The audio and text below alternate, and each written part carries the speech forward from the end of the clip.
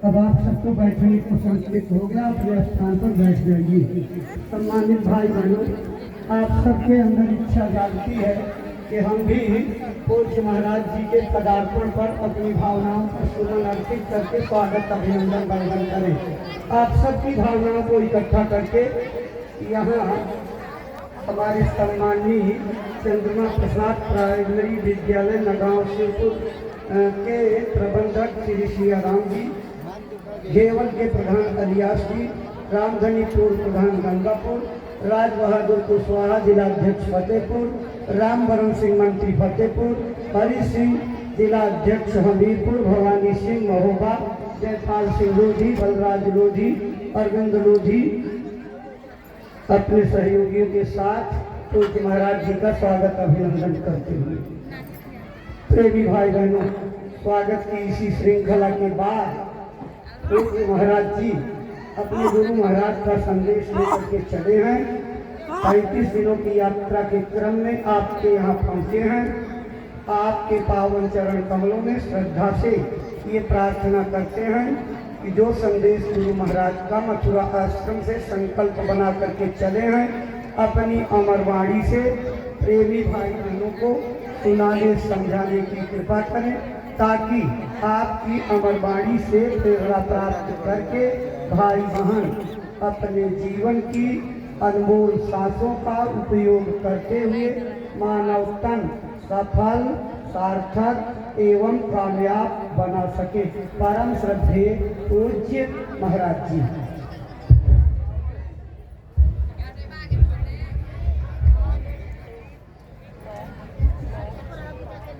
आप सभी लोग प्रेम के साथ में मालिक के पावन नाम जी अंदर ही रहिएगा, ये सभी लोग आगे बढ़ेंगे। यूट्यूब चैनल वाले हैं भैया, आप बात कर लीजिए उनसे। गुरुदेव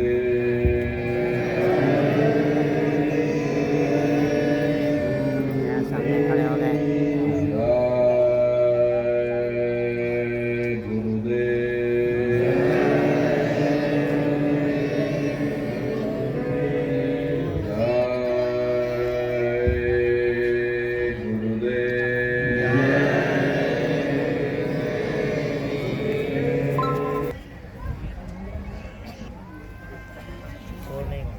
सर्वत्र विराजमान शब्द स्वरूप परम पूज्य स्वामी जी महाराज के श्री चरणों में कोटि कोटि नमन प्रणाम करते हुए इस सत्संग समारोह में पधारे हुए सभी सत्संगी धर्म प्रेमी भाई बहनों को सादर जय गुरुदेव। सादर जय। प्रेमी भाई बहनों, हम आप परम सौभाग्यशाली हैं कि ऐसे कलिकाल में हम लोगों को ये मानव तन, ये मनुष्य शरीर प्राप्त हुआ। उससे भी परम सौभाग्य की बात है कि मनुष्य रूपी मंदिर में बैठ करके हम लोगों को सत्संग सुनने का ये अवसर मिल रहा है। सत्संग जल जो कोई पावे, मैलाई सब कट कट जावे।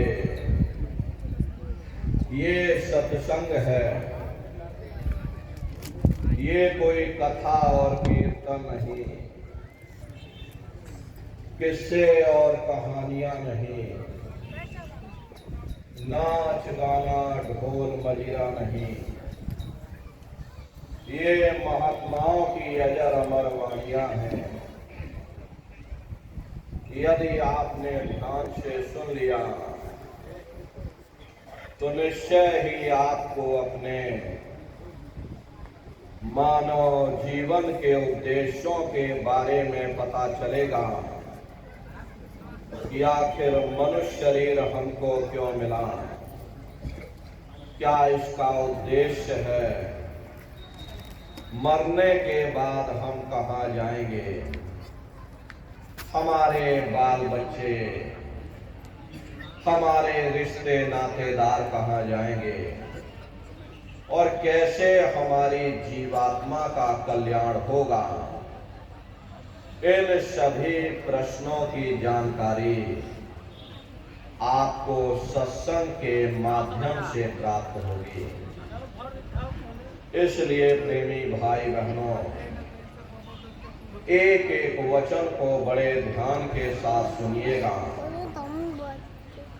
संतों महात्माओं के सत्संग में कभी किसी जात और बिरादरी, किसी कौम या मजहब या किसी भी व्यक्ति विशेष धर्म संप्रदाय, किसी की निंदा चुगली आलोचना नहीं की जाती। आप परम सौभाग्यशाली हो,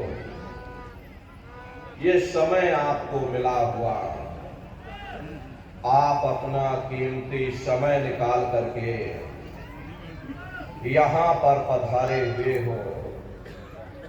अपने समय का पूरा पूरा सदुपयोग करिएगा। एक एक वचन को बड़े ध्यान के साथ सुनिएगा और समझने की कोशिश करिएगा। प्रेमी भाई बहनों, ये जो मनुष्य शरीर है, यह मनुष्य शरीर हम लोगों को बड़े सौभाग्य से प्राप्त हुआ। ये जीवन बहुत अनमोल है।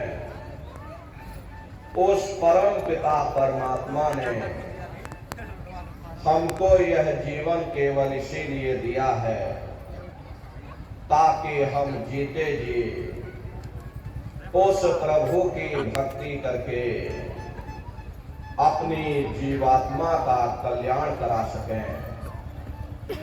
ये 5 तत्वों का पुतला, ये पंच भौतिक शरीर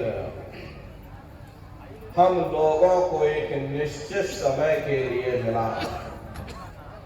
एक निश्चित समय को हम आप नहीं जानते हैं, किंतु जिसका ये मकान है, जिसका ये शरीर है, वो अवश्य ही जानता है।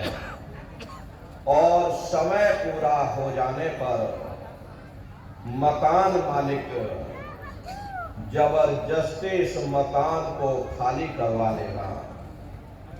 उस समय न जमीन जायदाद काम आएगी, न धन संपत्ति काम आएगी। जीवात्मा को निकाल करके इस शरीर से बाहर कर दिया जाएगा। ये शरीर हमारा आपका यही जमीन पर गिर पड़ेगा, क्योंकि जीवात्मा के निकल जाने के बाद में ये शरीर सिर्फ एक माटी का पुतला है, उससे ज्यादा कुछ भी नहीं। इसीलिए महात्मा समझाते हैं कि भाई मिली नर देह यह तुमको, बनाओ काज कुछ अपना और पचो मत आए इस जग में, जानियो रैन का सुपना। हरे प्रेमी भाई बहनों, जैसे रात में हम लोग स्वप्न देखते हैं, हालांकि उस समय पर हमें स्वप्न सच मालूम पड़ता है, असली प्रतीत मालूम होता है। लेकिन जब हम सुबह उठते हैं, जब हमारी आंखें खुलती हैं, तब हमें होश आता कि नहीं भाई, हम तो स्वप्न देख रहे थे, ये सब भ्रम है। ठीक उसी प्रकार से ये दुनिया भी 10-20-100 साल का स्वप्न है। अब आप कहोगे हम जाग रहे, परंतु प्रेमी भाई बहनों, ऐसा हरगिज नहीं है।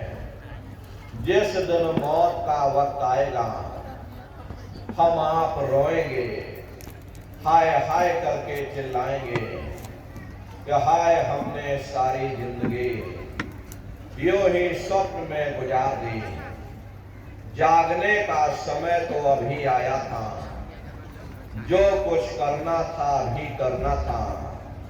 लेकिन प्रेमी भाई बहनों, अब पछताए हो क्या जब चिड़िया चुग गई खेत।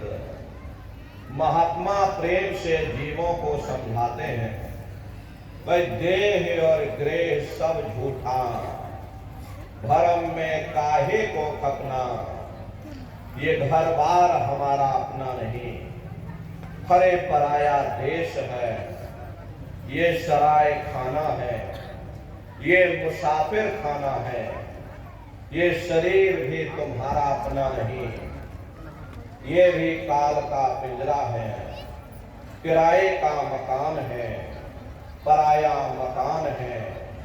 किसी को 40-50 साल के लिए मिला, किसी को 80-90-100 साल के लिए मिल गया।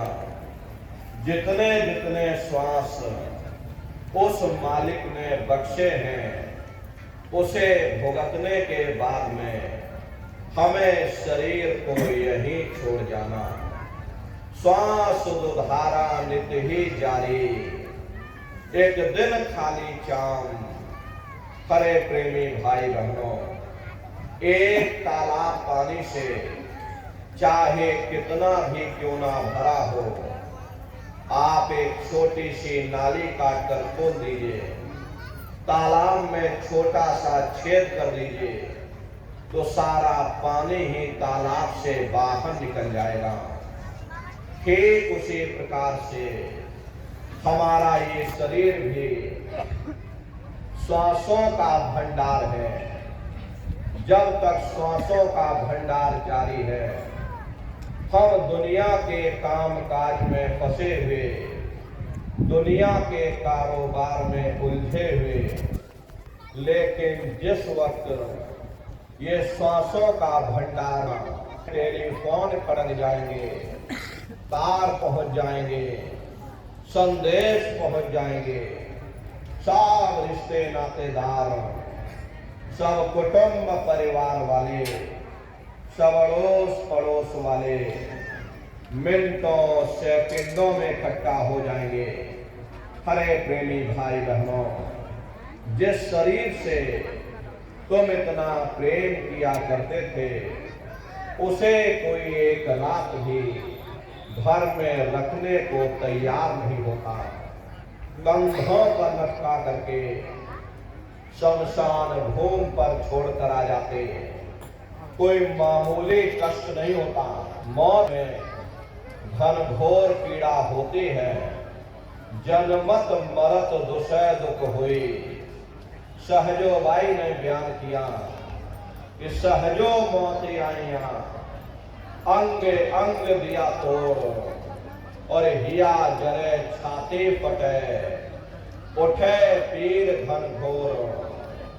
गुरु महाराज हमारे सत्संग में फरमाते थे, जैसे 1 लाख बिच्छू एक साथ मिल करके हमारी जिस्म पर डंक मारे, उससे भी लाखों करोड़ों गुना ज्यादा मौत के समय में दर्द होता है। जब मृत्यु आती है तो किस तरह से प्राण निकलते हैं, प्राणों के निकलने की क्या प्रक्रिया होती है, पहले उसे आप अच्छी तरह से समझ लीजिए। देखो प्रेमी भाई बहनों, जैसे संसार में महाप्रलय आती है, महाप्रलय के समय क्या होता है, सबसे पहले पूरी पृथ्वी ढह जाती है। ये पृथ्वी पानी में घुल करके पानी बन जाती है। मानो सृष्टि की प्रलय एक बड़ी कयामत है और शरीर की प्रलय एक छोटी कयामत है। तो जैसे ही मौत आती है, सबसे पहले खुदा चक्र टूटता है। सिमटत भास श्वास उठ जावे, और प्राण पति जब सिमट समावे, उस समय हमारी श्वासें रुक जाती हैं, शरीर की चेतना पीछे की तरफ सिमटने लगती तो सबसे पहले गुदा चक्र ही टूटता है, क्योंकि गुदा चक्र में पृथ्वी का वास होता। गुदा चक्र टूट करके ऊपर इंद्रिय चक्र में समा जाता। इंद्रिय चक्र में जल का वास होता है, यानी जल ने पृथ्वी को घोल दिया। फिर जब इंद्रिय चक्र टूटेगा तो ऊपर नाभि चक्र में समा जाएगा। नाभि चक्र में अग्नि का वास होता, यानी अग्नि ने फिर जल को सुखा दिया। ये नीचे से सिमटाव होता है, नीचे से ऊपर की ओर सिमटाव होगा। फिर जब ये नाभि चक्र टूटेगा तो हृदय चक्र में समा जाएगा। हृदय चक्र में वायु का वास होता, यानी वायु ने अग्नि को अपने में समाहित कर लिया और इस तरह से वायु आकाश में उड़ गई। ये आंखों की पुतलियां पलट जाती हैं, मुंह खुला का खुला रह जाता है। महात्मा प्रेम से जीवों को समझाते हैं कि जब यह कर्म तलाय उपजावे और बुद्धि सुरत की आंख दबावे, जब यह जीवात्मा पांचों तत्वों को लांग करके जल पृथ्वी अग्नि वायु आकाश पांचों तत्वों को लांग करके ऊपर आती है तो काल दार में आंख दबानी और जब घर के नैनन से पानी। जब काल अपनी दाढ़ में दबाता है उस समय नेत्रों से पानी निकलता है। इंद्रियां टूट टूट करके चकनाचूर हो जाती। सब रिश्ते नातेदार खड़े रह जाएंगे। डॉक्टर वैद्य हकीम सब आपको घेरे रह जाएंगे, लेकिन आप अपनी पीड़ा को अपनी तकलीफ को उस समय अपने मुख से बयान नहीं कर पाओगे। सिर्फ आपके नेत्रों से अश्रु टपकेंगे। हरे अमदूत आते हैं, प्राणों की डोरी को तोड़ देते और जीवात्मा को खींच करके इस शरीर से बाहर कर दिया जाता। जैसे ही जीवात्मा शरीर से अलग हुई, ये शरीर हमारा मिट्टी हो जाता। फिर इस मिट्टी को एक रात अपने घर में कोई रखने को तैयार नहीं होता। अरे आपके कितने भी सगे संबंधी क्यों ना हो, खास नात रिश्तेदार क्यों ना हो, लेकिन एक रात कोई घर में मट्टी रखने के लिए तैयार नहीं होते। कहते भाई जल्दी करो जल्दी करो, अब इनकी शक्ल देखने में हमको डर लग रहा, जल्दी से बाजार से कफन खरीद के लाओ, जल्दी से लकड़ियां खरीद के लाओ, अरे जल्दी से चिता तैयार करो, इनको घर में से जल्दी से उठा ले जाओ, वही शमशान भूमि पर जला। ये जो घर में इनके कपड़े लत्ते पड़े हुए, हर इनके कपड़े लत्ते भी उठा ले जाओ, वही शमशान भूमि पर जला देना। जिस बिस्तर पर ये लेटे रहे ये बिस्तर हो गया, अब इनकी छुई हुई चीज हमको घर में एक नहीं चाहिए, इसलिए इनका बिस्तर भी उठा ले जाओ, वही शमशान भूमि पर जला देना।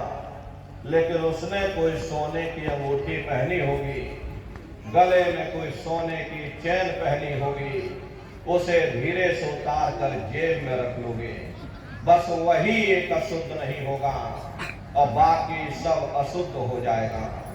हरे महात्मा कहते हैं कि भाई कुटुंब परिवार मतलब का बिना धन पास नहीं जाए। ये रिश्ते नातेदार, ये कुटुंब परिवार वाले, ये सब स्वार्थ के संगी साथी हैं। हरे प्रेमी भाई बहनों, आज तुम्हारी जेब में पैसा है तो साथ जैसे तैसे तुमसे रिश्तेदारियां कायम कर लेंगे। आज जेब खाली हो जाए तो बेटा बाप को बाप कहने के लिए तैयार नहीं होता। अरे आप रोज कचहरियों में मुकदमों का हाल देखते हो। यदि किसी पिता ने बंटवारा करते समय किसी एक बेटे को 1000 रुपया कम दे दिया, 1 बीघा जमीन कम दे दी, तो बेटा बाप का दुश्मन बन जाता, उसे ले जाकर कचहरियों में खड़ा कर देता। अरे अपना यहाँ क्या है? ये स्वागत के संगी साथी, कोई तुमको याद करने वाला नहीं। 13 दिन बाद 13वीं मना दोगे, लड्डू पूड़ी पकवान बना करके खिला दोगे, फिर जाने वाले को कोई याद नहीं करता। अभी बूढ़े बुजुर्गों से पूछा जाए कि क्या तुमको तुम्हारे माँ बाप की याद आती है, तो कहेंगे भाई नहीं आती। अरे क्यों नहीं आती? तुम्हारे माँ बाप थे, तुमको पाला पोसा बड़ा किया, खुद भूखे रहे होंगे, तुम्हारा पेट पाला होगा, तुमको तुम्हारे माँ बाप की याद क्यों नहीं आती? क्योंकि तुम्हारे सामने तुम्हारे लड़के बच्चे हो गए, तुम्हारे नाती पोता पंती संती हो गए, इसलिए तुम अपने माँ बाप की यादों को भूल गए और नई यादों में बस गए। ऐसे ही प्रेमी भाई बहनों, एक दिन सब तुमको भी भूल जाएंगे, कोई किसी को याद करने वाला नहीं। ये कहानी तो शमशान भूमि पर समाप्त हो गई। उधर देखो क्या होता, तुम्हारी जीवात्मा को ले जाकर के ऊपर धर्मराज की कचहरी में पेश कर दिया जाएगा। वहां पलक झपकते ही तुम्हारे अच्छे बुरे कर्मों का हिसाब किताब हो जाएगा। धर्मराज तुमको सजा सुना देंगे, ले जाओ इनको फलाने नर्क में डाल दो, क्योंकि मैंने इनको मौका दिया था जब ये मां के गर्भ में उल्टे लटके हुए थे, सिर इनका नीचे था, पैर इनके ऊपर थे। उस समय इन्होंने मुझसे प्रार्थना की थी कि हे मालिक, मुझे एक बार मौका दे दो, मुझे एक बार मनुष्य शरीर दे दो, हम भजन करेंगे, भक्ति करेंगे, हम अपनी जीवात्मा का कल्याण करेंगे। तो मैंने इनकी प्रार्थना स्वीकार कर ली और इनको मैंने मनुष्य शरीर दे दिया और कह करके भेजा था कि भाई ये मनुष्य शरीर ये किराए का मकान है, ये तुम्हारा अपना नहीं है। अगर ये तुम्हारा अपना होता तो हमेशा तुम्हारे पास रहता। ये तुम्हारा अपना नहीं, ये मैंने तुमको कुछ समय के लिए किराए का मकान दिया है। हाँ, तुम अपनी जीवात्मा को मेरे किराए के मकान में बैठा करके और मालिक की भक्ति करके अपनी जीवात्मा का कल्याण करा लेना। मैंने कुछ समय के लिए तुम सबको ये किराए का मकान दिया है। जब समय पूरा होगा मैं अपने सिपाहियों को भेजूंगा, उस समय पर तुम मेरे मकान को खाली कर देना। लेकिन इतना ध्यान रखना कि जैसा साफ सुथरा मैंने तुमको ये किराए का मकान दिया, वैसा ही साफ सुथरा तुम मुझको वापस लौटाना।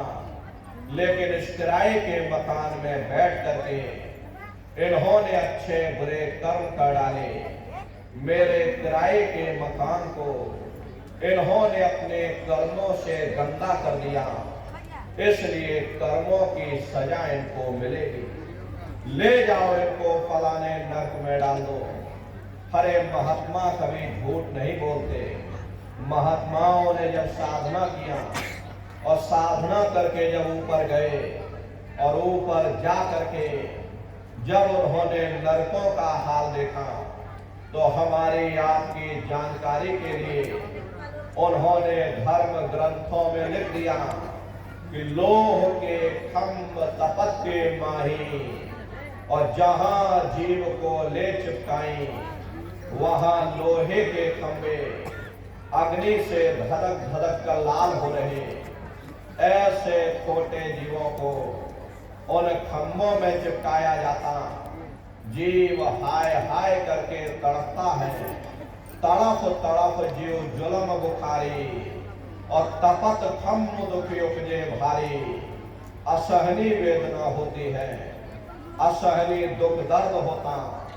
जीव वहां रोता चिल्लाता रहता, वहां कोई तुम्हारी पुकार सुनने वाला नहीं, कोई तुम्हारी दर्द भरी आवाज को सुनने वाला नहीं। हरे नर नारियों, ये दुर्दशा क्यों हो गई?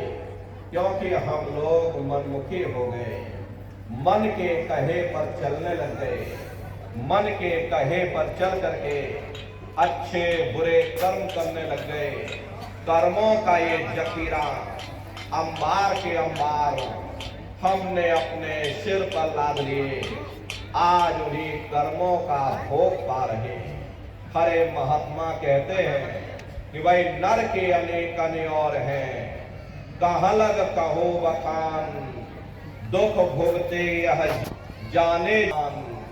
कहते भाई एक नरक नहीं, ऐसे वहां अनेकों अनेक नरक बने हुए, अलग अलग छोटे पाप कर्मों के वहां पर अलग अलग नरक बने हुए। ये जीव अपने अपने कर्म के अनुसार अनंतों अनंत युगों तक, वर्षों की बात नहीं कर रहे, अनंतों अनंत युगों तक जीव नरकों की यातनाएं भोगता रहता। और नरकों की यातनाएं भोगने के बाद में इसे जीवात्मा को सीधे मनुष्य शरीर नहीं दिया जाता, बल्कि इसे 4 खान 84 लाख योनियों में डाला जाता। जैसे बच्चा होता है, बच्चा पहले कक्षा 1 पास करेगा, फिर कक्षा 2 में जाएगा, ऐसे वहां पर पूरा चैनल बना हुआ। नरकों की यातनाएं भोगने के बाद इन्हीं जीवात्माओं को खान योनियों में डाला जाता। ये 4 खान 84 लाख योनियां, ये कोई मामूली योनियां नहीं होती। 4 खान का मतलब होता है अंडज पिंडज उपमज स्थावर। ये 4 खाने होती हैं। पहली श्रेणी पेड़ पौधों की आती है, जिनके अंदर पानी का तत्व मौजूद होता। कभी ये भी मनुष्य हुआ करते थे, लेकिन आज अपने कर्मों का भोग पा रहे, एक जगह पर बेचारे खड़े हुए। दूसरी श्रेणी कीड़े मकोड़ों की आती है, जिनके अंदर पृथ्वी और अग्नि का तत्व मौजूद होता है। तीसरी श्रेणी पंछियों की आती, चौथी चौपाए जानवरों की आती, और 5वीं स्वयं इंसान की आती, जिसके अंदर 5 तत्व जल पृथ्वी अग्नि वायु आकाश 5 तत्व मौजूद होते हैं। प्रेमी भाई बहनों, ये 4 खाने हैं, इनकी अलग अलग कुल 84 लाख योनियां होती हैं। अब आप पेड़ पौधों को देखिए तो आम का पेड़ अलग है, नीम का पेड़ अलग है, पीपल का पेड़ अलग है। ऐसे ही अलग अलग प्रजातियों के कीड़े मकोड़े, अलग अलग प्रजातियों के पशु पंछी, कुल मिलाकर के 84 लाख योनियां हैं। हम दुनिया के जीव नरकों की यातनाएं भोगने के बाद इन्हीं 84 लाख योनियों में डाले जाते। मामूली कष्ट नहीं होता। अरे हमको आपको गर्मी लग गई तो हम लोग छाया में आ गए, सर्दी लग गई तो कंबल रजाई ओढ़ दिया, भूख लग गई तो रोटी खा ली, बीमार हो गए तो अस्पतालों में चले गए, अपना अपना इलाज करवा लिया। लेकिन देखो उन जानवरों को, क्या गर्मी, क्या सर्दी, क्या बरसात, एक एक निवाले के लिए दर बदर ठोकरें खाते रहते। किसी का हाथ कट गया, किसी का पैर कट गया, किसी को जीते जी काट डाला, मुर्गी की गर्दन ही मरोड़ डाली। क्या उनको दर्द नहीं होता? अरे उनको भी दर्द होता है, उनको भी तकलीफ होती है। मादा बिच्छू होती है, मादा बिच्छू की मौत कैसे होती? मादा बिच्छू जब अपने बच्चे को जन्म देती है, उसी के बच्चे अपनी भूख को मिटाने के लिए अपनी माँ की पीठ पर चढ़ जाते हैं और उसी के मांस को नोच नोच करके खाते हैं। वो तड़पती रहती है, कराहती रहती है, लेकिन जब तक हड्डी हड्डी न बच जाए उसके बच्चे अपनी माँ की पीठ से नीचे नहीं उतरते। ऐसे न जाने कितने जीव जंतु इस संसार में भरे पड़े हुए। बीमार बैलों की दुर्दशा देखो, उनके मुंह से पशु का निकलता रहता, लेकिन टनों बोझा उनके ऊपर डाल दिया जाता, डंडा मार मार करके चलाया जाता। क्या उनको दर्द नहीं होता? अरे उनको भी दर्द होता है, उनको भी तकलीफ होती, लेकिन वे बेचारे बेजुबान हैं, कुछ बोल नहीं पाते, कुछ बता नहीं पाते। हम लोगों के अंदर जुबान है, हम लोग बोल बता देते, वे सिर्फ रोते और चिल्लाते रहते। अरे कौन उनकी पुकार सुनने वाला, दर्द भरी आवाज को सुनने वाला? कौन सी अदालत में जाकर के वे बेचारे दरवाजा खटखटाएं? कौन मजिस्ट्रेट उनकी फरियाद को सुनेगा? अरे प्रेमी भाई बहनों, कोई सुनने वाला नहीं। अरे कई जन्म भय कीट पतंगा, कई जन्म भय मील कुरंगा, कई जन्म पंखी सर खोयो, कई जन्म है वर वृक्ष जोयो, मिल जगदीश मिलन की बरिया और चिरंकार यह देश सजरिया। करोड़ों करोड़ युगों से नरकों की यातनाएं भोगने के बाद फिर हम लोगों को कभी कीड़े पतंगों की योनि में, कभी पेड़ पौधों की योनि में, तो कभी पशु और पंछियों की योनि में डाला जाता। प्रेमी भाई बहनों, 84 लाख योनियों की सबसे जो आखिरी योनि है वो गाय और बैल की योनि होती। गाय स्त्री का रूप लेती है और बैल पुरुष का रूप लेते हैं। ये 84 लाख योनियों की सबसे आखिरी योनि यानी कि अंतिम पायदान होता है। उसके बाद तब जाकर के हम लोगों को दोबारा फिर से मनुष्य शरीर प्राप्त होता। इसीलिए कहा गया कि बड़े भाग्य मानुष तन पाया, कोट जन्म जब भटका खाया, कोटान कोट जन्म जन्मांतरों तक अलग अलग योनियों में भटकने के बाद में तब बड़े सौभाग्य से हम लोगों को ये मनुष्य शरीर प्राप्त हुआ। अरे बड़े से बड़े देवी देवता भी इस मनुष्य शरीर को पाने के लिए तरसते हैं, क्योंकि उन नरकों से, उन 84 लाख योनियों से निकलने का केवल एक ही दरवाजा है, वह केवल मनुष्य का शरीर है। लेकिन बड़े अफसोस की बात है, तो हीरा मिल गया, उसे हीरे की परख नहीं थी, उसने हीरे को गधे के गले में बांध दिया। ठीक उसी प्रकार से ये मनुष्य शरीर उत्तम से उत्तम है, लेकिन इंसान इसकी कद्र नहीं करता।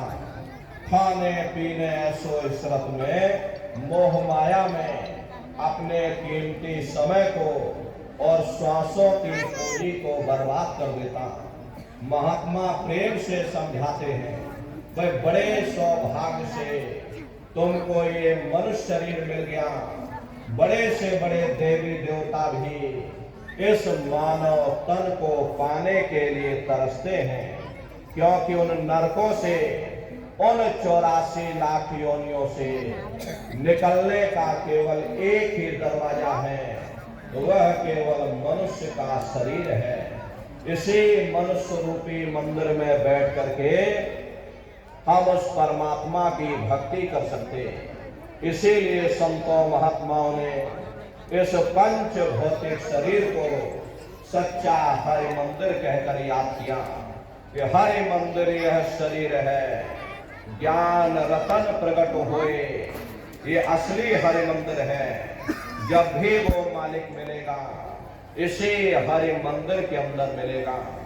इसी पंच भौतिक शरीर को ईसा मसीह साहब ने टेम्पल ऑफ लिविंग गॉड यानी जिंदा ईश्वर का मंदिर कहा।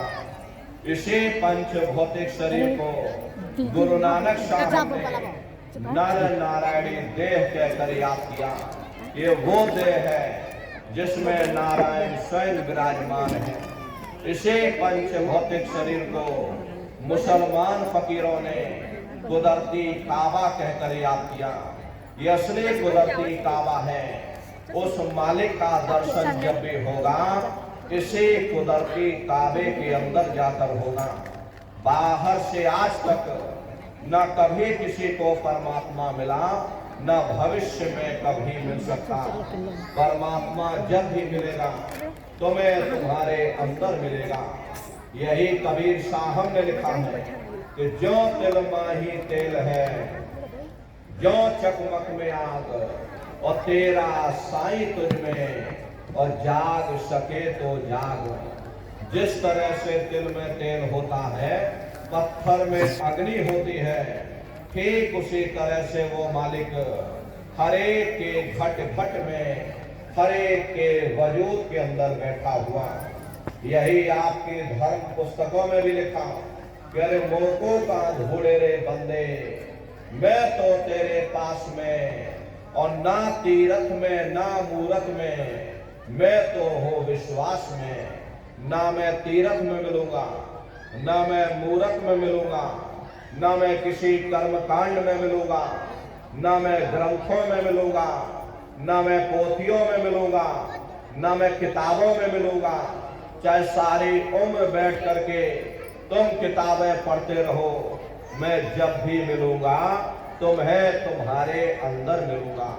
खरे प्रेमी भाई बहनों, बड़ी सीधी सी बात है कि अगर खाना बनाने की किताब सारे दिन बैठ करके आप पढ़ते रहोगे कि खाना ऐसे बनता है, खाना वैसे बनता है, खाने में नमक डाला जाता, खाने में तेल डाला जाता, तो कभी तुम्हारा पेट नहीं भर सकता।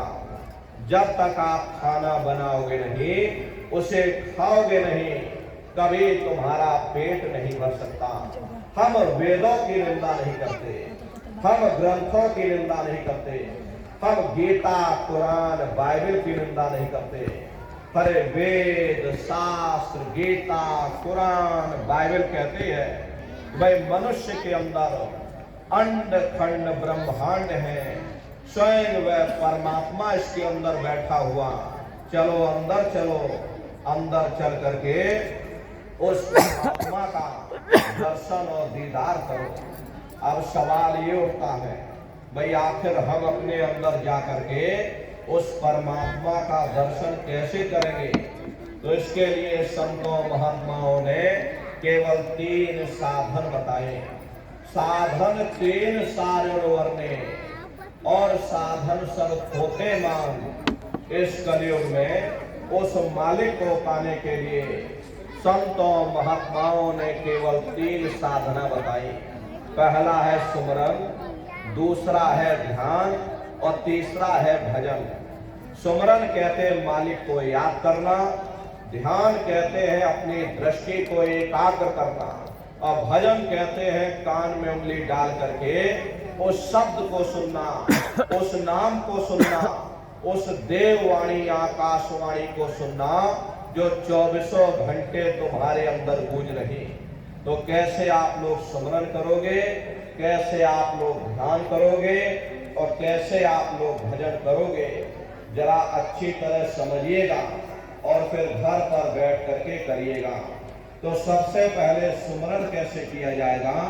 सुमरन करने के लिए एक माला आप लोग ले लेना। ये देखिए प्रेमी भाई बहनों, 108 दाने की ये माला है। अपने अपने घरों में बैठ करके बाहर से अपनी आंख को बंद कर देना, दोनों आंखों के मध्य भाग में अपने ध्यान को एकाग्र करके और मन ही मन दाने दाने पर जय गुरुदेव नाम का उच्चारण करिएगा। हर दाने पर जय गुरुदेव नाम, हर दाने पर जय गुरुदेव नाम, जय गुरुदेव जय गुरुदेव जय गुरुदेव जय गुरुदेव, कुल 108 बार करिएगा। दोबारा इसी जगह फिर वापस आ जाओगे। जब आप जय गुरुदेव नाम का उच्चारण करोगे तो दोनों आंखों के मध्य भाग में अपने ध्यान को एकाग्र करके और दाने दाने पर जय गुरुदेव नाम का उच्चारण करिएगा। जिसको आप याद कर रहे हो, एक समय ऐसा आएगा वो अंतर में तुम्हारे सामने प्रकट हो जाएगा। उसके स्वरूप को देख लेना, फिर उसी के स्वरूप को याद करके जय गुरुदेव नाम का स्मरण सभी नए प्रेमी भाई बहन करिएगा। दूसरी बार फिर यही से जय गुरुदेव नाम का स्मरण, तीसरी बार फिर यही से जय गुरुदेव नाम का स्मरण। इस तरह से कुल 8 बार जय गुरुदेव नाम का स्मरण आप सभी नए प्रेमी भाई बहन करिएगा।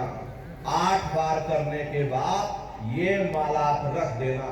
प्रेमी भाई बहनों, ये जय गुरुदेव नाम किसी साधारण इंसान का नाम नहीं, ये स्वयं उस अनामी महाप्रभु का नाम है। समय समय पर संत महात्मा अपने अपने समय पर आकर के अपनी साधना के द्वारा उस मालिक के नाम को सिद्ध करते हैं। जैसे कबीर साहब आए, उन्होंने साहिब नाम सिद्ध किया। गुरु नानक साहब आए, उन्होंने वाहिगुरु नाम सिद्ध किया। गोस्वामी जी महाराज आए, उन्होंने राम नाम सिद्ध किया। मीराबाई आई, उन्होंने गिरधर नाम सिद्ध किया। इसी तरह से हमारे गुरु महाराज जय गुरुदेव नाम सिद्ध करके गए। गुरु महाराज हमारे कहते थे कि बच्चे बच्चियों, तुम इस नाम की परीक्षा लेकर के देख लेना। जब कहीं तुम भारी मुसीबत में फंस जाओ, कोई तुम्हारा मददगार ना हो, या मौत के समय में जब डॉक्टर भी जवाब दे दे, उस समय बच्चा तुम 10 बार जय गुरुदेव नाम अंदर अंदर बोलना, मैं तुम्हारी मदद करूंगा। ये जय गुरुदेव नाम समय का जगाया हुआ नाम है। नए जीवों के लिए नामदान की प्रक्रिया को और सरल से सरल किया गया। वरना बहुत से पुराने प्रेमी अगर उनसे पूछा जाए भाई जरा नाम रूप स्थान गाजे बाजे बता दो, वो तक भूल जाते। अब इतने पुराने हो करके आज तक याद नहीं कर पाए हो, बड़ा भारी दोष लगता है। इसीलिए नए जीवों के लिए नामदान की प्रक्रिया को और सरल से सरल किया गया, ताकि कोई पढ़े लिखे या बगैर पढ़े लिखे लोग हों, या बूढ़े बुजुर्ग हों, या बच्चे बच्चियां हों, आसानी से आप लोग समझ जाओ और सुमरन ध्यान भजन कर सको। एक है साध है सब सद है, सब साध है सब जाए। अपने गुरु की उंगली पहले पकड़ लो, क्योंकि गुरु बिन भाव निज तरे न कोई। गुरु के बगैर कोई भी जीवात्मा इस भाव सागर से पार नहीं जा सकती। इसीलिए कहा गया कि गुरु गोविंदो खड़े ताके लागू पाई, और बलिहारी गुरु आपने जिन गोविंद यो बताई। महिमा उन्हीं की है जिन्होंने गोविंद को लखा दिया। इसीलिए कहा जाता है कि गुरुर ब्रह्मा गुरुर विष्णु गुरुर देवो महेश्वरः और गुरुर साक्षात पार ब्रह्म तस्मै श्री गुरुवे नमः। 3 लोक 9 खंड में और गुरु से बड़ा न कोई, करता करे न कर सके, गुरु करे सो होई। इसलिए प्रेमी भाई बहनों, साधना करने से पहले जय गुरुदेव नाम का सुमरन आप सभी प्रेमी भाई बहन करिएगा। सुमरन करने के बाद में फिर आप ध्यान पर बैठिएगा। दूसरा है ध्यान, और ध्यान कहते हैं अपनी दृष्टि को एकाग्र करना। कैसे आप लोग ध्यान करोगे, जरा अच्छी तरह से समझ लीजिए। अपने अपने घरों में पलथी मार करके बैठिएगा। बाहर से अपनी आंख को बंद कर देना। दोनों आंखों के मध्य भाग में अंतर में सामने देखिएगा। सामने आपको अंधेरा दिखाई पड़ेगा। जब आप अपने बाहर की आंख को बंद कर दोगे और अंदर में सामने देखोगे तो सामने आपको अंधेरा दिखाई पड़ेगा। बस उसी अंधेरे में एक जगह पर आप अपनी दृष्टि को एकाग्र करिएगा। होशियारी यही रहे ये आंखों की पुतलियां हिलने ना पाए। शुरुआती समय में ये आंखों की पुतलियां हिलेगी, लेकिन जब आप अभ्यास करोगे, करत करत अभ्यास से जड़मत होत सुजान, जब अभ्यास करते रहोगे तो पुतलियां हिलना। तो दूर सामने अंधेरे में एक जगह पर आप अपनी दृष्टि को रोकिएगा या उस अंधेरे को ही देखते रहना। एक टक हो करके सामने अंधेरे को देखते रहिएगा, दृष्टि अपने आप एकाग्र हो जाएगी। और जैसे ही आपकी दृष्टि उस अंधेरे में एकाग्र होगी तो सुई की नोक के बराबर काले में भी काला बिंदु, बड़ा चमकीला बिंदु होगा, तारे की तरह चमचम चमचम चमकेगा। वो अंतर में सामने आपको दिखाई पड़ जाएगा। जब वो चमकदार बिंदु सामने दिखाई पड़ जाए तब आप अपनी दृष्टि को उस बिंदु पर एकाग्र करिएगा। उस बिंदु पर अपनी दृष्टि को जमाना। जब आप अपनी दृष्टि बिंदु पर एकाग्र करोगे तो बिंदु के चारों तरफ से बड़ा भारी प्रकाश निकलेगा, चक्र की तरह से बहुरंगी प्रकाश होगा। वो प्रकाश धीरे धीरे बड़ा होता चला जाएगा। साधक इतना मोहित हो जाता है कि बिंदु को तो छोड़ देता और दाएं बाएं प्रकाश को देखने में लग जाता। जब आप दाएं बाएं प्रकाश को देखने में लग जाओगे, क्योंकि प्रकाश उस बिंदु से निकल रहा और आपने बिंदु को ही छोड़ दिया, प्रकाश को देखने में लग गए, तो प्रकाश भी गायब हो जाएगा, वो बिंदु भी गायब हो जाएगा। फिर अंतर में अंधेरा छा जाएगा। फिर आपको उतनी मेहनत करनी पड़ेगी। इसलिए दाएं बाएं बिल्कुल मत देखिएगा। आपका निशाना उस बिंदु पर टिका रहे जिसमें से वो प्रकाश निकल रहा।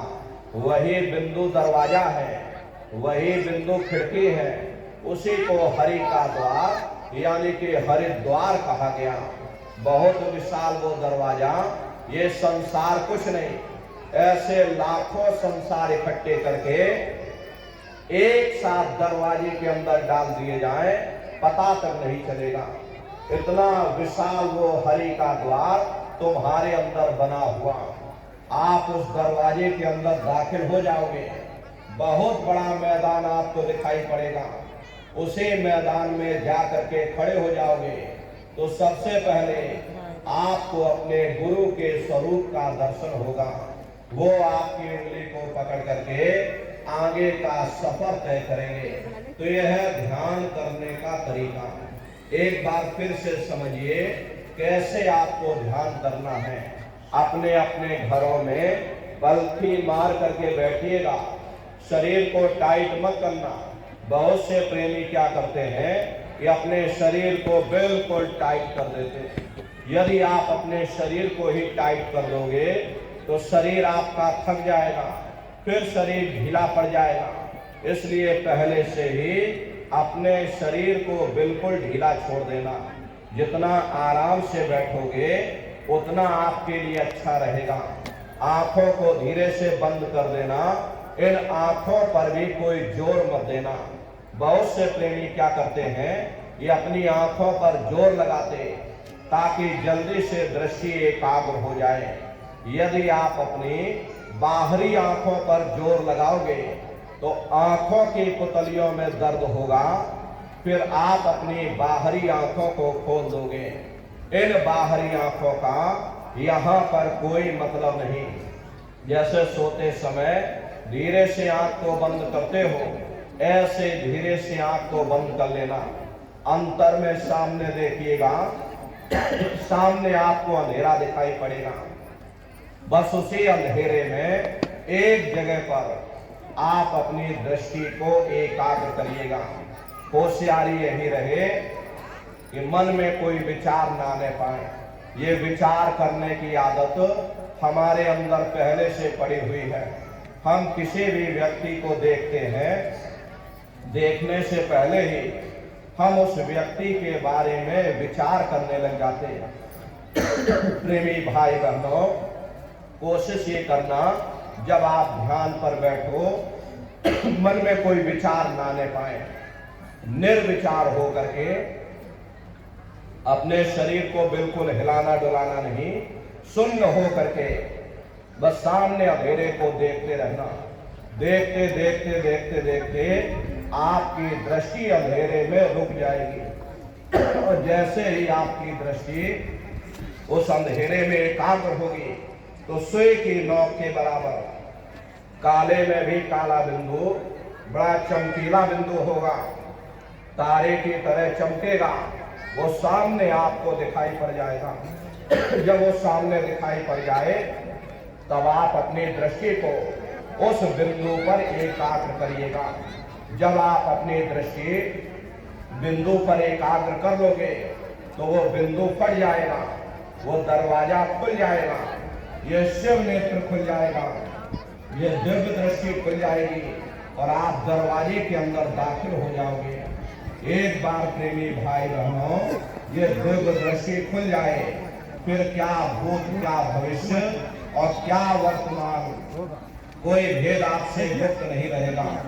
लाखों वर्ष पहले क्या हुआ था, भविष्य में क्या होने वाला है, आप बैठ करके ध्यान में सब कुछ देख सकते हो। तो यह ध्यान करने का तरीका। और तीसरा है भजन। गाने बजाने का नाम भजन नहीं है, नाच गाना ढोल मजीरा का नाम भजन नहीं है। भजन कहते हो रूहानी आवाज को सुनना जो 24 घंटे तुम्हारे अंदर गूंज रही। अब कैसे आप लोग भजन करोगे जरा अच्छी तरह से समझ लीजिए। ये दोनों उंगली कानों में डाल करके ये कानों को बंद कर लेना। कान इसीलिए बंद किए जाते हैं ताकि बाहर की कोई आवाज हमको सुनाई ना पड़े। अपनी सुविधा के अनुसार बैठिएगा। कुर्सी पर चाहे कुर्सी पर बैठ जाओ, सोफे पर चाहे सोफे पर बैठ जाना, या कोई तकिया इस तरह से रख लेना और दोनों कोहनी यहाँ रख करके दोनों उंगली कानों में डाल करके ये कानों को बंद कर लेना। बहुत सी हमारी माताएं बहनें हैं, बूढ़े बुजुर्ग हैं, आपके घुटनों में दर्द होता है, रीढ़ की हड्डी में दर्द होता, आप बैठ करके भजन नहीं कर पाते हो तो आप लेट करके भजन करिएगा। ऐसे सीधे लेट जाना, लेटे लेटे आंख और कान को बंद कर देना। मतलब तो आंख और कान को बंद करना है, चाहे आप लेट करके करो या चाहे आप बैठ करके करो। यही कहा गया कि आंख कान मुख बंद कराओ, अनहद झिंगा शब्द सुनाओ। यानी पहले अपनी आंख को बंद करो, अपने मुख को बंद करो, दोनों उंगली कानों में डाल करके ये कानों को बंद कर लो और ऊंचे से ऊंचा ध्यान दे करके उस आवाज को सुनने की कोशिश करो। प्रेमी भाई बहनों, जब आप अपने कानों को बंद करके ऊंचा ध्यान दे करके सुनोगे तो आपको ऐसा अनुभव होगा कि कहीं सीटी जैसी आवाज हमारे कानों में गूंज रही है। इस तरह से सीटी जैसी आवाज शुरू में आप सभी को सुनाई पड़ेगी। करना आपको कुछ नहीं, लेटे हो चाहे बैठे हो, बस आप उस आवाज को सुनते रहना और सुनते सुनते उसी में लीन हो जाओ।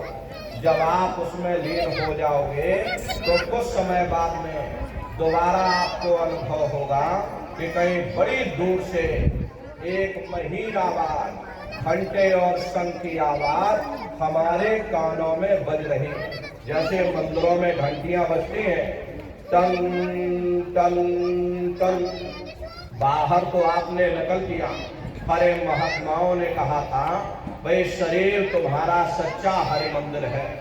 इसी हरि मंदिर के अंदर वो घंटे शंख की आवाज 24 घंटे गूंज रही।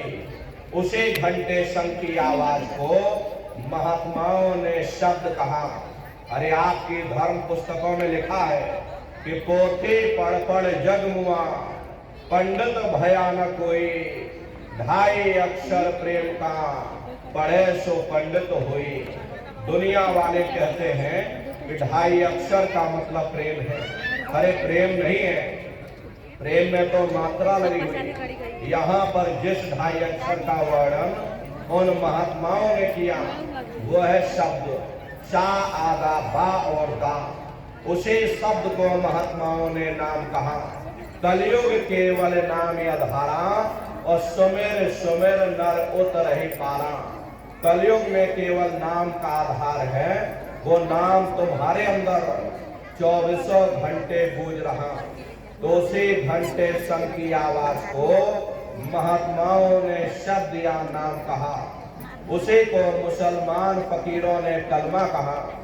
उसी को ईसा मसीह साहब ने वर्ड या लागस कहकर याद किया। उसी को गुरु नानक साहब ने अनहद वाणी कहकर के याद किया।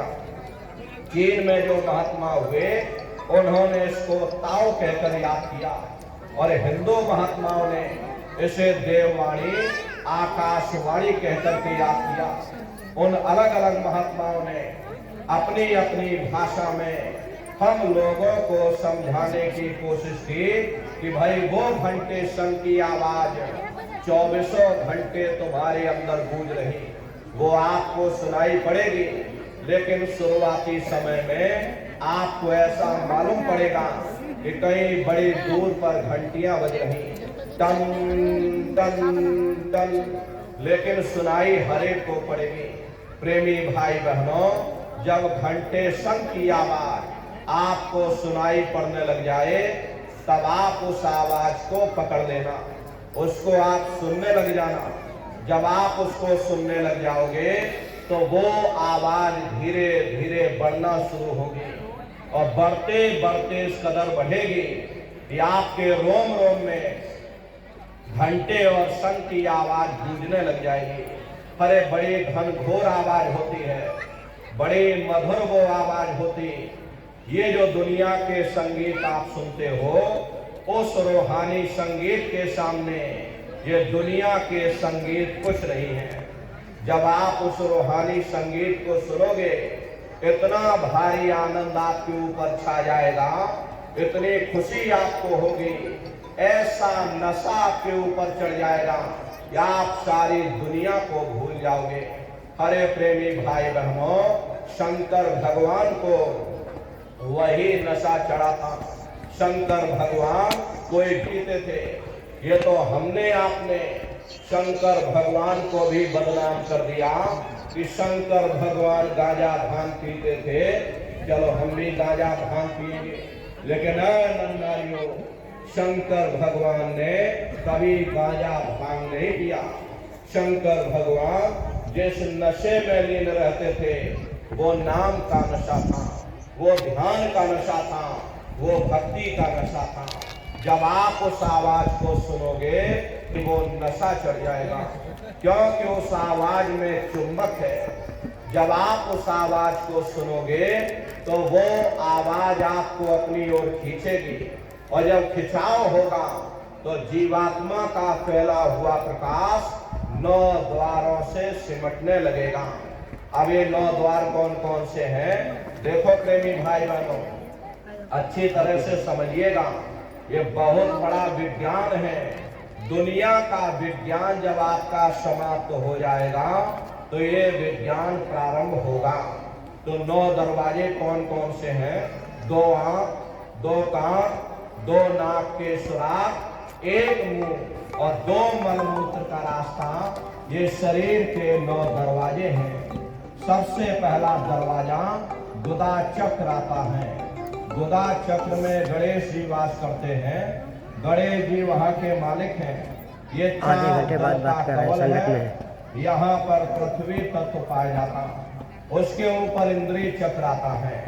इंद्रिय चक्र में ब्रह्मा जी वास करते। ये 6 दल का कवल है। यहाँ पर जल तत्व पाया जाता, उसके ऊपर ये नाभि चक्र आता। नाभि चक्र में विष्णु जी वास करते हैं। ये 8 दल का कवल है। यहाँ पर अग्नि तत्व पाया जाता, उसके ऊपर ये हृदय चक्र आता। हृदय चक्र में शिव जी वास करते हैं। ये 12 दल का कवल है। यहाँ पर वायु तत्व पाया जाता। हरे वास तो वो ऊपरी मंडलों में करते, लेकिन उनका प्रकाश उनकी किरणें इन चक्रों पर पड़ती हैं। उसी के ऊपर एक पंच चक्र आता है, यहाँ पर आद्या महाशक्ति की किरणें पड़ती और ये 16 दल का कवल है। और आप सबसे ऊपर तुम्हारी जीवात्मा सबसे ऊपर दोनों आंखों के मध्य भाग में बैठी है, जहां पर देवियां बिंदी लगाती हैं और पुरुष जहां पर टीका लगाते हैं। ये बिंदी और टीका यहाँ पर हम लोग इसीलिए लगाते हैं क्योंकि यहीं पर हमारी जीवात्मा बैठी है, उसका श्रृंगार किया जाता है। तो ये 10वां द्वार है जहां पर तुम्हारी जीवात्मा बैठी हुई। इसी 10वें दरवाजे पर बैठ करके जीवात्मा अपने प्रकाश को 9 दरवाजों में फैलाती है, जिससे आपका ये शरीर चलता, आपके हाथ आपके पैर चलते हैं। जब आप भजन करोगे और घंटे शंख की आवाज को सुनोगे तो उस आवाज में चुंबक है, वो आवाज आपको अपनी ओर खींचेगी और जब खिंचाव होगा तो जीवात्मा का फैला हुआ प्रकाश 9 दरवाजों से सिमट करके यही 10वें दरवाजे पर इकट्ठा हो जाएगा। और जैसे ही यहाँ पर इकट्ठा हुआ तुरंत शब्द जीवात्मा को खींच करके इस शरीर से बाहर कर देगा। फिर आप अपनी आंखों से देखिएगा कि हमारा शरीर ये है और हम ये खड़े। आप अपने शरीर से अलग हो जाओगे। जैसे चिड़िया होती है, चिड़िया घोंसले से निकल करके आसमानों की उड़ान भरती है, शाम को फिर अपने घोंसले में आ जाती है। ऐसे ही तुम्हारी जीवात्मा इस शरीर रूपी घोंसले से निकल करके और ब्रह्मांडों की सैर करेगी, देवी देवताओं के दर्शन करेगी, राम और कृष्ण के दर्शन करेगी और घूम करके फिर अपने शरीर रूपी घोंसले में वापस चली आएगी। हरे प्रेमी भाई बहनों, ये ब्रह्मा विष्णु महादेव जिनकी सारी दुनिया पूजा करती है, आप सभी लोग ब्रह्मा विष्णु महादेव की पूजा करते हो, लेकिन कभी आपने विचार नहीं किया भाई जिनकी हम पूजा कर रहे आखिर ये लोग हैं कौन, ये कहाँ पर रहते हैं, ये क्या काम करते हैं। हरे राम कौन है, कृष्ण कौन है, ईश्वर कौन है, ब्रह्म कौन है, पार ब्रह्म कौन है, ये कहाँ पर रहते हैं। तो जरा संक्षिप्त में आप समझिएगा, क्योंकि अगर हम इसका वर्णन करेंगे लाखों वर्ष लग जाएंगे, एक लोक का वर्णन नहीं हो सकता। लेकिन संक्षिप्त में आपको बताया जा रहा कि किन किन मंडलों को पार करते हुए तुम्हारी ये जीवात्मा अपने 5वें मंडल पर यानी कि सचखंड में पहुंचेगी। प्रेमी भाई बहनों, जब आप भजन करोगे घंटे शंख की आवाज को पकड़ करके, जब आप शरीर रूपी घोंसले से बाहर निकल जाओगे तो उसी शब्द को पकड़ करके ये जीवात्मा ब्रह्मांडों की चढ़ाई करती है। पलक झपकते यह जीवात्मा खरबों योजन ऊपर चली जाती। ये सूरज चांद सितारों को पार करने के बाद सबसे पहले जो आपको लोक मिलेगा उसे महात्माओं ने शिवलोक कहा। शिवलोक तमोगुणी स्थान है, वहां के मालिक शिव जी हैं, वो पार्वती जी के साथ उस लोक में विराजमान है। शिव जी का दर्शन करने के बाद फिर जब आप ऊपर चढ़ोगे उसी के ऊपर ब्रह्मा जी का लोक आएगा। ब्रह्मा जी का लोक वो रजोगुणी स्थान है, वहां के मालिक ब्रह्मा जी हैं, वो गायत्री सावित्री और सरस्वती के साथ उस लोक में विराजमान है। और ब्रह्मा जी का दर्शन करने के बाद शंख की आवाज को फिर जब आप ऊपर चढ़ोगे उसी के ऊपर विष्णु लोक आएगा। विष्णु लोक वो सतोगुणी स्थान है, वहां के मालिक विष्णु जी हैं, उनका बड़ा मनमोहक स्वरूप है। उनकी 4 भुजाएं हैं और चारों भुजाओं में शंख गदा पद्म और चक्र सुशोभित हैं। और आप क्षीर सागर में लक्ष्मी जी के साथ विराजमान हैं। ये तीनों देवता ब्रह्मा विष्णु और महादेव अपने अपने लोक में बैठ करके राज कर रहे। एक रचयिता है जो जीवों को रचता है, एक पालनहार है जो जीवों को पालता है, एक संहार करता जो जीवों को नष्ट कर देता। एक का काम है घड़े को बनाना, एक का काम है घड़े की सुरक्षा करना, और एक का काम है घड़े को तोड़ देना। इनकी जो माता है वो आद्या महाशक्ति है। ब्रह्मा विष्णु महादेव लोक के ऊपर वो आद्या महाशक्ति का लोक आता, और उसी लोक को पार करने के बाद सबसे पहला देश पड़ता है, या यूं कह लीजिए कि पहली राजधानी पड़ती है, जिसे महात्माओं ने सहस्र दल कवल कहा। वो राजधानी है ये ब्रह्मा विष्णु महादेव के ये जो लोक हैं, उस राजधानी के अंतर्गत आने वाले जिले हैं। आप इस तरह से समझिए जैसे आपके उत्तर प्रदेश की राजधानी लखनऊ है, सोनभद्र आपका जिला है, इसी तरह से प्रेमी भाई बहनों वो सहस्र दल कवल राजधानी है। राजधानी का जो मालिक है वो निरंजन भगवान है। ये ब्रह्मा विष्णु महादेव ये निरंजन भगवान के ही पुत्र हैं, और ये आद्या महाशक्ति। अब फोन इसलिए कहते कि आज कार्यक्रम में नेहा आ गई है वहाँ से। स्वयं तीनों लोकों के मालिक हैं। उन्हीं को अरे तो बरवाडी आ जाइए ना, बरवाडी में हमारा है। उन्हीं को परमात्मा कहते, मुसलमान उन्हीं को खुदा कहते, ईसाई उन्हीं को गॉड कहते।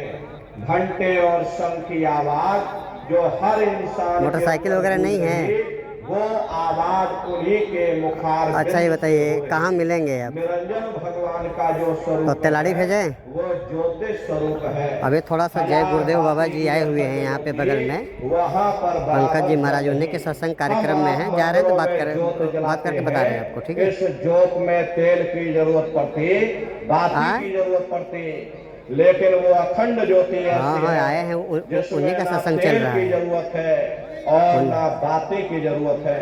पलटू साहब ने जिक्र कि उल्टा कुआ गगन में, तिस्मय जरे चिराग और तिस्मय जरे बोले हैं उनको, बिना रोगन बिन बाती, बोले हैं कि 500 रुपया दे दीजिए। 12 मास जरत रहे 500 बोले हैं। और सतगुर मिले जो अभी नाम जो मिलेगा क्योंकि बच्चे का जन्मदिन है ना, और बिन सतगुर नहीं कोई वाह को दर्शावे। हाँ साजन भेज रहे हैं, ऐसी है अभी संगत से निकल रहे हैं तो बता रहे हैं। ब्रह्मांड प्रकाशवान हो रहा। हाँ तो शाम को अवतारी शक्तियाँ राम आए, ठीक है, राम को वहीं से नीचे उतारा गया। इसीलिए उस देश को अयोध्या नगरी या कौशलपुर देश कहा गया। अरे गोस्वामी जी महाराज जब साधना करके वहां